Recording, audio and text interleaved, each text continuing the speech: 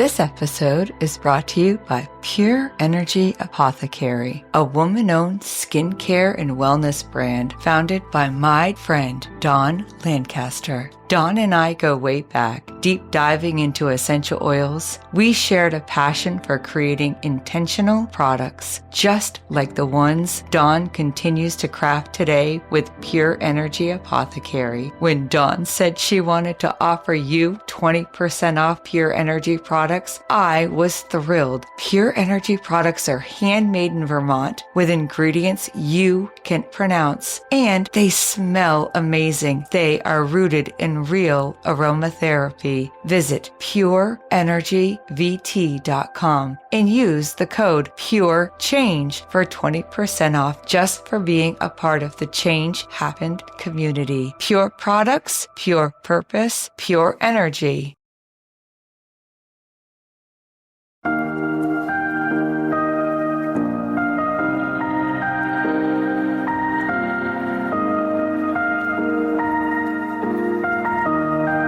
There are moments in life that quietly or suddenly change everything.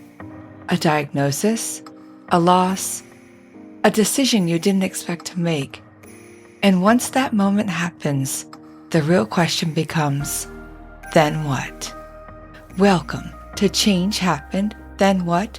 A storytelling podcast about the moments that shape us and the lives we build after them.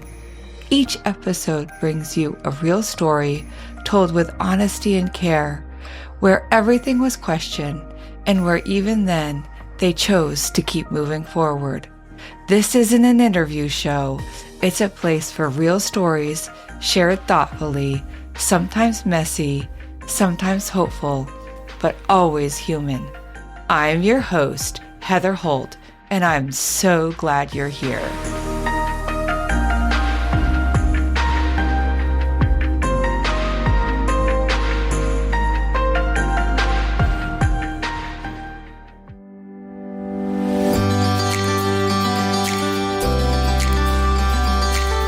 Before we begin, I want to invite you into something I'm doing called the Changed Me Community Drawing. Stay tuned to the end of the episode to find out how you can enter into our monthly drawing for a super cozy Change Happened trucker hat or a super soft tee. Now, let's dive in.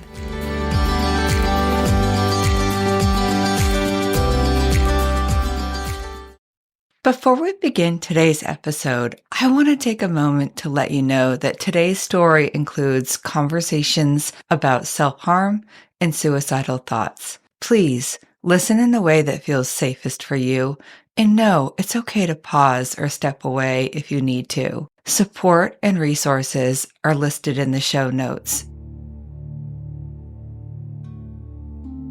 Can you have a seemingly normal childhood, even when your dad is never a part of it? Kevin thought he did.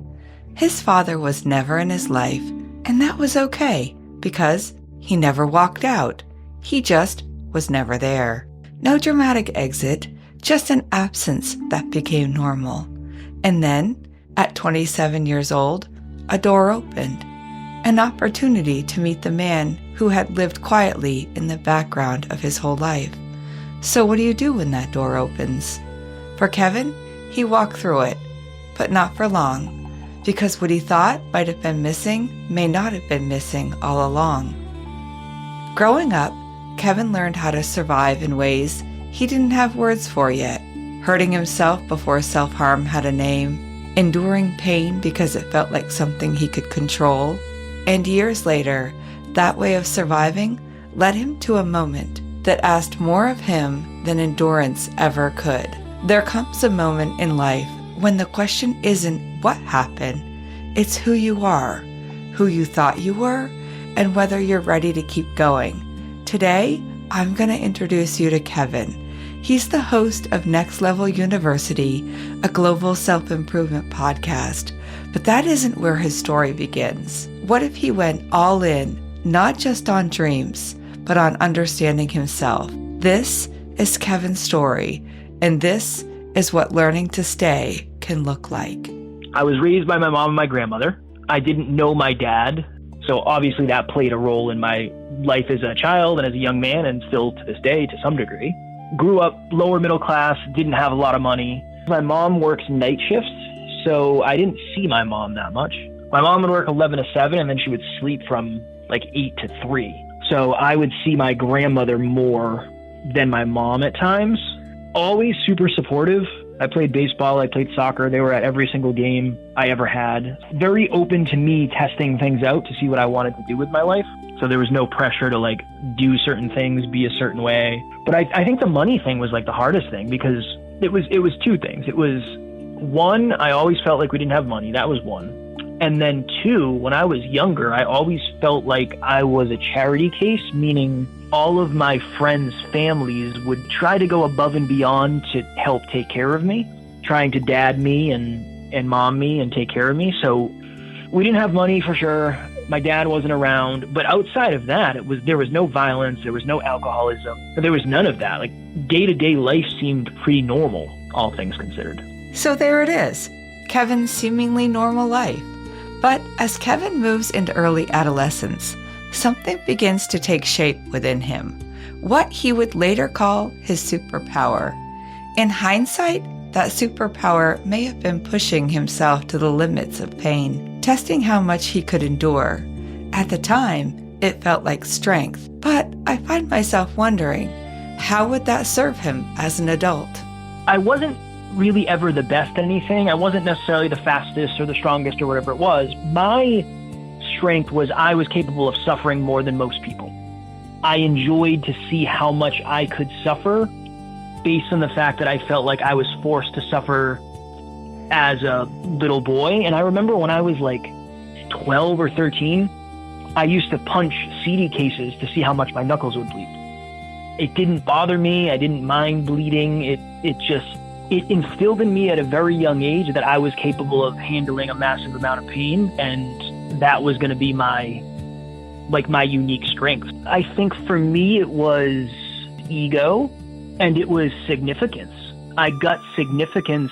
I wasn't afraid of leaving a piece of my knuckle on the table. It didn't bother me that much. We used to take thumbtacks and stick them into our arms. Like, I remember when it pierces the skin, it makes this popping sound. For me, I got significance from being able to suffer more than other people.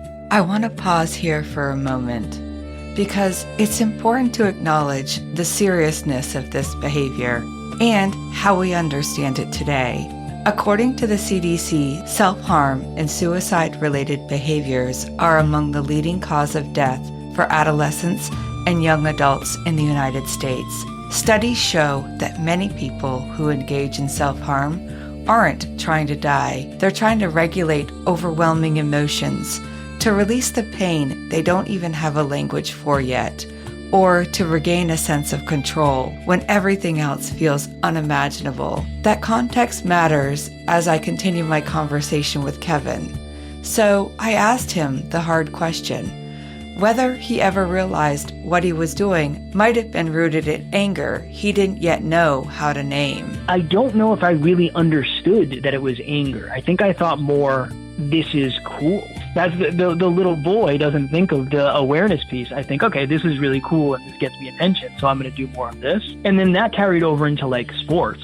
So I was just reckless when I played sports, so I was pretty good at it. At an early age, I wanted to be a stuntman. I wanted to be a professional wrestler first. And then when I was in high school, that's one of the reasons I decided that I wanted to try to be a professional fighter, because I didn't really mind getting hit. The thing that so many people are afraid of in life, it just didn't really bother me. Even to this day, I mean, we are under immense pressure all the time, and I work a ton, and I'm overwhelmed, and I'm stressed out. But like, there's a little piece of me that, I don't know, I think I can do it. What's becoming clear is that Kevin has always carried this drive inside him, a deep desire to push himself to the edge, no matter the cost. We know his father wasn't a part of his life growing up, and despite the love and stability his mom and grandma provided, I can't help but wonder how much that absence, known or unknown to him at the time, played a role in this pattern.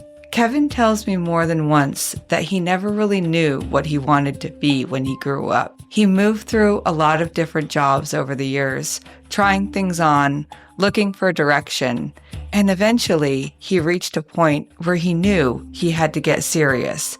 So he went to a job fair, and there he landed a job that paid well, but more than that, it pushed him to his limits in a whole new way. Quick note before we continue. After you listen, you can head to changehappenedpodcast.com to share what stayed with you and enter the What Changed Me community drawing. More details at the end of this episode. Now, back to Kevin. So I went to this job fair and I learned this skill called weatherization. So that was the job that I got. They said, you're going to make anywhere from $50 to $70 an hour, but the only downside is there's some travel. And I was like, there's no possibility that this is a real thing. And they said, here's your potential boss's number, give him a call, and you guys can work stuff out. I ended up getting this job, and the second time I met my boss, I got in a car with him, and we drove from Boston down to Wilmington, Delaware. They had rented a house for everybody that was working down there, so I lived in a house with 5 people that I had never met, and then proceeded to essentially learn a job that I had never done.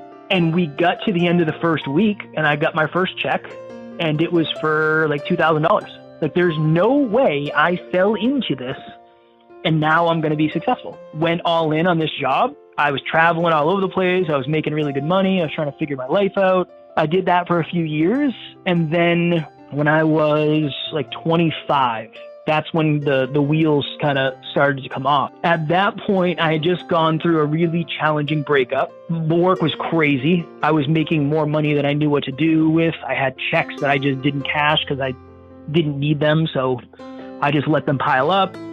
I had a nice car. I was in really good shape. I was, from the outside looking in, just super successful. I signed up to do a bodybuilding show, and it was just brutal. I was traveling for work. I was staying up for 24 hours at a time because of all the travel. I was having protein shakes on the side of the ladder at work because that's all I had time for. And that's really when my mental health started to spiral. And then after the show, a week or two later, my girlfriend at the time sat me down and she said, hey, I'm leaving. You're not the man that I fell in love with, and you're very, very clearly struggling, and I just don't feel like you're capable of supporting me to the place that I want to get to in life. And she was 100% accurate. And then she said, and I was going to tell you this a couple weeks ago or last month, but I was afraid if I did, you might kill yourself. And I remember thinking, oh my goodness, how did we get here? She left, and at that point, I was heartbroken. I had an eating disorder from my bodybuilding show. And then work slowed down. Again, I looked really successful, and now I am the lowest I've ever been, but from a contrast standpoint, it seemed really freaking low. I will find a way to get rid of all my problems with money. So the next year comes, and I got a promotion at my job, so I ended up being a foreman. So we got to the end of that year, opened up my final pay stub, saw the amount, and then I just remember thinking, I don't feel any different internally. Externally, things are better, and I have money in the bank, and I can buy stuff, and that's awesome. But I feel like, if anything, I'm just as depressed. I'm just as anxious. I feel even more lost. Like a lot of people, Kevin carried an internal belief that if he made enough money, happiness would follow. And for a while, it looked like that might be true. He was making 6 figures, he was successful on paper, but despite his best efforts to feel better, it didn't do the trick.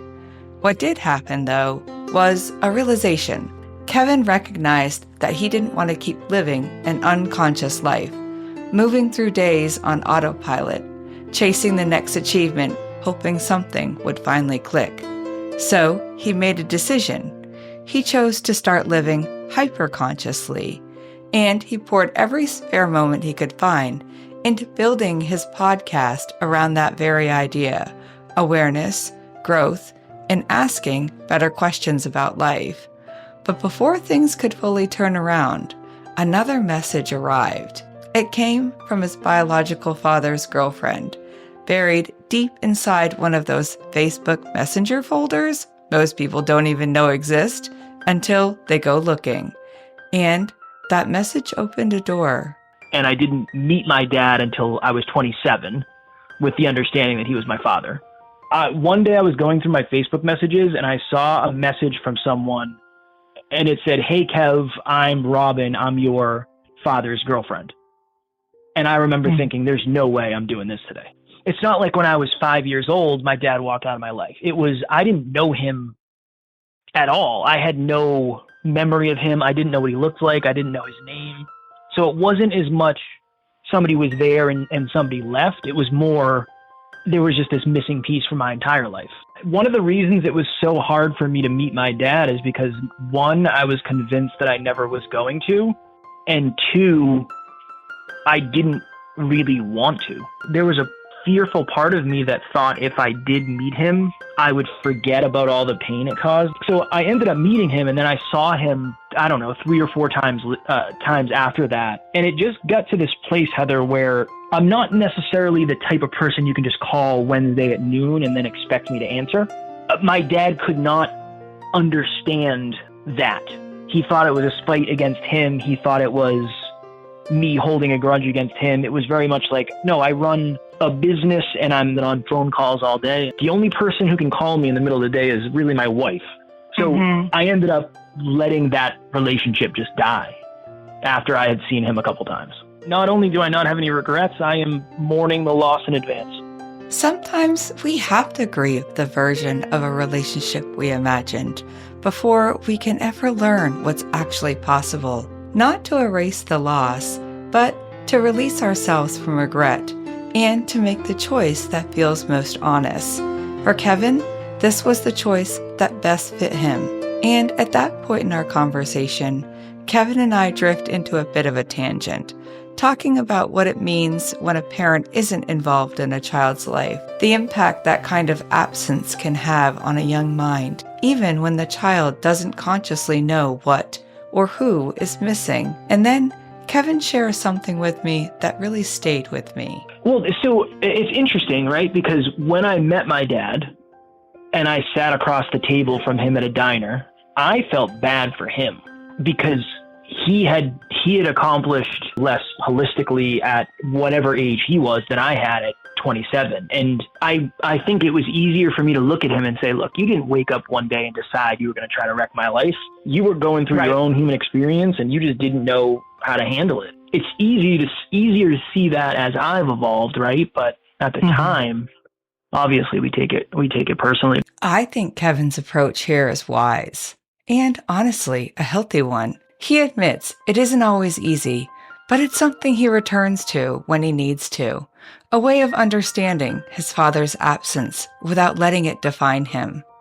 I asked Kevin where he was in his life when his dad came back into it for that short period of time, and he tells me it was when he was at the top of his game, successful in the weatherization career, making good money, still trying to use achievement to fill something that didn't quite have a name yet.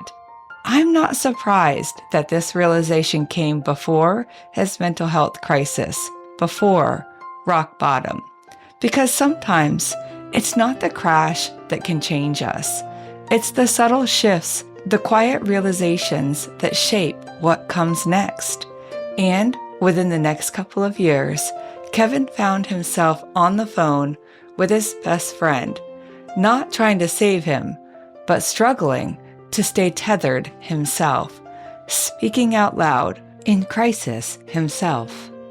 Somehow I achieved more success than I ever thought I was going to, and then I still ended up sitting on the edge of a bed contemplating suicide because the success I achieved was not the success that I think I actually desired. So it wasn't like I had a plan. It wasn't like I was scheming. It was more I had just kind of given up. It was like, if this is it, I don't want to be here. I don't want to do this anymore. I think it was just more the overwhelm of life and the lack of hope. I think that's probably the best word, is hopelessness. I just felt hopeless, and I felt like nobody was going to feel bad for me because I was, again, from the outside looking in, really successful and had what everybody quote unquote thinks they want. I just felt hopeless. And there was a time before, probably like 2 years prior, where I was with that that same person that left. And I said, I had a moment today where I was just thinking, like, if this is all life is, it's just this gray existence, I don't know if I want to do it. And she said, well, did you want to hurt yourself? I want to take another moment here because it isn't often that people are willing to ask the question, do you want to hurt yourself? Honestly, it's a scary question because what if the answer is yes? But from my training and from the research, this is what we know.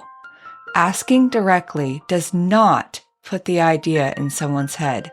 In fact, studies show that asking this question and responding quickly with support can significantly reduce the risk of suicide.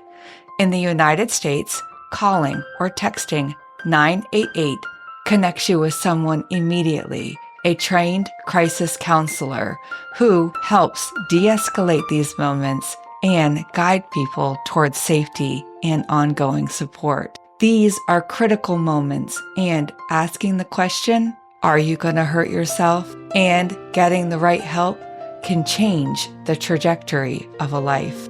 And she said, I think you should go to therapy. So that was like the first time I ever really experimented or was made aware of anything mental health related. And that was 2 years prior to this happening. So I went to therapy and they said, do you have any diagnoses of depression or anxiety or PTSD? And I said, no, I've never been to a therapist or a counselor. And they said, well, I definitely think you have PTSD from your dad leaving. And, your childhood obviously wasn't quote unquote normal. So I think that helped me, and that highlighted some stuff, because I remember when I texted Alan, that really, really dark place we've been talking about. So it wasn't the first time that I had felt that. I was just so tired of fighting it at that point. This time, it was Alan. Alan was the one who talked him down, who gave Kevin just enough hope to keep going. And keep going he did. Kevin would eventually leave that job for good and devote himself fully to building what he calls his hyperconscious podcast. And something shifted inside him. For the first time, the joy Kevin felt was coming from a place no amount of money, no perfect relationship, no ideal body, and no father returning had ever been able to fill. Fueled by a deep drive to build a healthy kind of success, Kevin and his now business partner, Alan, turned that podcast into something more, a network and a coaching business that meets people exactly where they are on their own podcasting journeys and helps them bring their dreams to reality. Even now, Kevin is clear that the work doesn't stop. He is still committed to working on himself and shares that with me openly. Before we continue, I want to share something close to my heart. Dear Sweet One Lullabies. It's a custom lullaby made just for your child. Using their name, birth date, and whether they were born under the sun or moon, each story becomes a gentle audio keepsake filled with warmth and wonder, perfect for bedtime or just because. You can find Dear Sweet One on Etsy or at changehappenedpodcast.com. Now, back to Kevin. I'm in the process of searching for a therapist, not from a reactive place, but more, I want to be the most well-rounded person I can be. So that's kind of that's the new stage I'm in, at least. As we wrap up our conversation, I asked Kevin the question I always end with: what makes him smile? And considering all of the places Kevin has been, both in his mind and in his life, his answer doesn't surprise me at all. Spending time with my wife, our belly laughs and our giggles and snugging with the cats. My wife is my safe place. And something that I couldn't say for most of my life, thinking of the future. We all need a safe place to land at the end of the day. And it sounds like Kevin has finally found his safe place. Kevin has traveled a long road in a short amount of life. So I asked him one more thing. What words of wisdom would he leave you with today? Get to know yourself better than you know anything else on the planet, because at the end of the day, you are the vessel that you are going to go through this weird-ass experience in. And the better you understand the vehicle, the better you understand everything. So I think self-awareness is a superpower and probably one of the most valuable things to learn. Self-awareness, such good advice. The more self-aware we become, the more we understand why we react the way we do and how we choose to respond. And when that happens, not only do our lives begin to change, the people around us feel that shift too. I'll be honest, not everyone appreciates this kind of growth. Sometimes it even pushes people away, especially those who aren't ready to look at themselves. But in my experience, from that space makes room for new people to enter into your life, people who are more aligned with who you truly are. And if you want to learn more about what Kevin is doing today, you can visit nextleveluniversity.com. All of the links will be in the show notes and on changehappenedpodcast.com. But before we go, I want to say this. If you are in crisis, or if you know someone who is, and you're in the United States, you can call or text 988, the Suicide Crisis Lifeline, to connect with a trained professional who can help. You never know how much better life can be until you make it to the other side, and your life is worth it. And now for the What Changed Me community drawing information. Head to changehappenedpodcast.com. Click on the What Changed Me banner to tell us what stayed with you from today's episode or any interview episode you listen to as part of the What Changed Me community drawing. Each time you share, you'll be entered into a Change Happened drawing. You can enter more than once. Every entry is also automatically included into our quarterly drawing for a special Change Happened Super Prize, whether you've won before or not.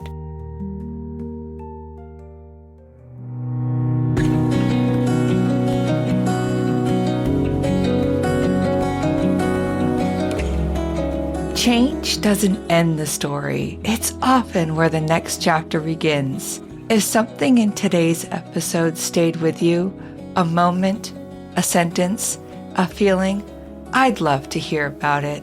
And if someone came to mind while you were listening, consider sharing this episode with them. Because these stories don't end where the episode does. They keep moving forward in what we carry with us and in who we pass them on to.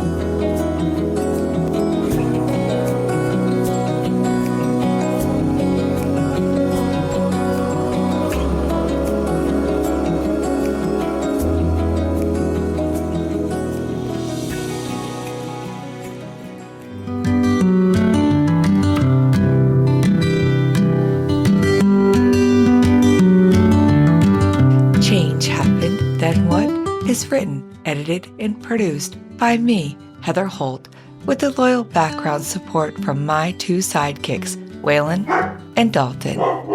Until next time, keep smiling and maybe let your dog inspire your next big idea.